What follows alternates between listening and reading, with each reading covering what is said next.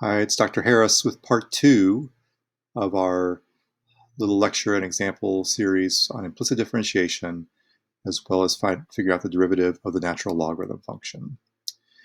So in the previous video, we looked at implicit differentiation as a process to find expressions for y prime in terms of x and y. Here we're going to look at some very specific functions and come up with formulas for a couple of inverse trig functions, derivatives of inverse trig functions, as well as the natural logarithm function. So in these cases, it's the end result that's going to be useful to us, although I want us to go through the process and see how implicit differentiation helps us get those results. So we're going to start off by looking at the derivative of the inverse tangent function. And we want to go back and think about chapter 1 material on inverse functions. And if the domain is restricted appropriately, then y equals inverse tangent of x can be rewritten as x equals tangent of y. So remember that tangent and inverse tangent are inverse functions. We switch the role of x and y. And it's this version, x equals tangent y, that we're going to apply implicit differentiation to. And as we can see, this is a composition right here. The outside function is the tangent function. The inside function is just y. So according to implicit differentiation, we calculate the derivative of the left and set it equal to the derivative of the right. The derivative of the left is very easy, 1. And then we apply the chain rule to tangent of y, and we get to the derivative is secant squared of what's inside times the derivative of what's inside. And so I get secant squared y times y prime. It's rather easy to solve for y prime in this case. Just divide both sides of the equation by secant squared y. And then, for our next trick, we're going to replace secant squared y with 1 plus tangent squared y. That's a well-known trig identity involving the secant and the tangent functions. And so I get y prime equals 1 over 1 plus tangent squared y. But remember up here, tangent of y is equal to x. So this is really just x squared in disguise. And so we get that the derivative of the inverse tangent function is 1 over 1 plus x squared.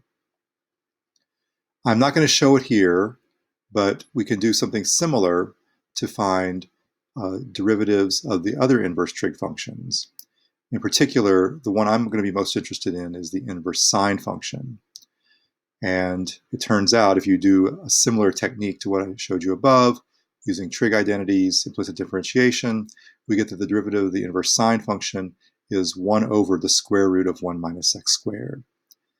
The other 4 derivatives of inverse trig functions are available in your text.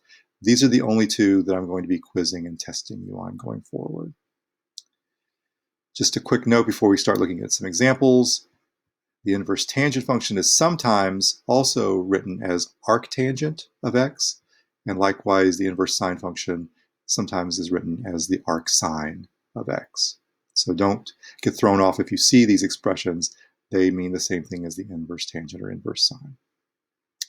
So some examples.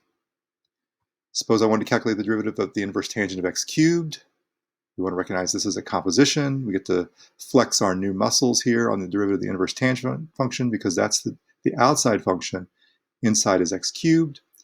And so remember, the chain rule says take the derivative of the outside function, but then replace x with the inside function. So I'm going to get 1 over 1 plus something squared, and that something is the inside part up here, x cubed. And then I multiply that by the derivative of the inside part, 3x squared. And if I want to write this as a single fraction, I would write it as 3x squared over 1 plus x to the 6th. Next example is the inverse sine of tangent of x. I want to find the derivative of that. Again, pretty straightforward composition. I've got the inverse sine function as my outside function, and my inside is the tangent function. And so we use the chain rule, recalling that the derivative of the inverse sine function is 1 over the square root of 1 minus x squared. In this case, we get 1 over the square root of 1 minus the inside part being squared. So I replace x here with the tangent of x, the inside part, and I multiply that by the derivative of the inside part, secant squared x. And again, I can write this as a single fraction, secant squared x over the square root of 1 minus tangent squared x. that doesn't simplify any because I've got a minus sign here, not a plus. If this had been 1 plus tangent squared x, then I could have replaced that with secant squared x. And then my third example is, let's find the derivative of the square root of arctan of x. We want to remember that arctan x, again, is the same as the inverse tangent. That's what's inside. I've got the square root function on the outside, which I could rewrite as x to the 1/2. And so applying the chain rule, it's 1/2 what's inside to the negative 1/2 times the derivative of what's inside. And if I want to write this as a single fraction, the negative exponent means that this is going to go in the denominator. So I get 1 over the quantity 2 times the square root of arctan x times 1 plus x squared. So those are the derivatives of the inverse tangent and the inverse sine functions, and how we can use them in conjunction with other functions. Now I want to talk about the derivative of the natural logarithm function.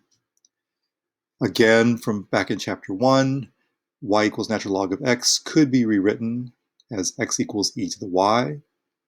E to the x and natural log x are inverse functions, and so if we switch the role of x and y, we change the function that's there, and we're going to apply implicit differentiation to this statement, x equals e to the y.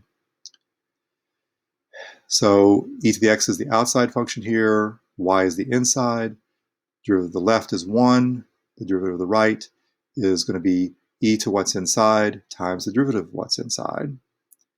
Again, easy to solve for y prime, just divide by e to the y. We get y prime equals 1 over e to the y, but e to the y is x, and so y prime is 1 over x. Here is the function. We didn't have 1 earlier. Here's the function whose derivative is x to the minus 1. The derivative of the natural logarithm function is 1 over x, and we want to keep that in mind. That's a big one to keep in mind as we go forward. I've got 4 examples on this page. Most of them involve the chain rule. If z is natural log of t to the 4th plus 2t squared minus 3, I've got this polynomial as my inside function. Natural log of t is the outside function. Using the chain rule, the derivative of the outside is 1 over what's inside times the derivative of what's inside. And so just a straightforward application of the power rule here. Again, I can write this as a single fraction. I get 4t cubed plus 4t over t to the 4th plus 2t squared minus 3. Our second example is not a chain rule problem, it's a product rule problem. I've got x to the 4th times natural log of x. Derivative of the first times the second plus the first times the derivative of the second. I can simplify x to the 4th times 1 over x to x cubed. I can then notice I've got an x cubed as a common factor. I can pull that out, and I get the derivative is x cubed times the quantity 4 natural log of x plus 1. My next 2 examples switch the role of inside and outside. In the first one, the natural logarithm function is the outside function, and inside is cosine of x. It's a composition. We use the chain rule. The derivative of the outside, 1 over what's inside times the derivative of what's inside. If I write that as minus sine x over cosine x, I remember that that's the tangent function, and so the derivative of natural log of cosine of x is minus tan of x. Whereas if I switch the role of outside and inside and make the cosine function outside and the natural logarithm function inside, again applying the chain rule, the derivative of the outside minus sine of what's inside times the derivative of what's inside, I get minus sine of natural log of x all over x. Finally, we're going to look at a tangent line problem. What's the equation of the tangent line to y equals x squared natural log of x when x is equal to 2? As is true in general, we need a point and a slope. The point we find by plugging in 2 in for x. I get 2 squared times natural log of 2, or 4 natural log of 2 as my y coordinate. And I'm going to use the product rule to figure out what the slope is. The derivative of x squared natural log of x, derivative of the first times the second, plus the first times the derivative of the second. I can rewrite this as 2x natural log of x plus x. To get the slope at 2, I plug in 2, and I get 2 times 2, natural log of 2 plus 2. So I'll write that as 4 natural log of 2 plus 2. So I can then say that my tangent line is y minus the y coordinate equals slope times x minus the x coordinate. Or if you want to move this over to this side, I can write the equation of the tangent line this way.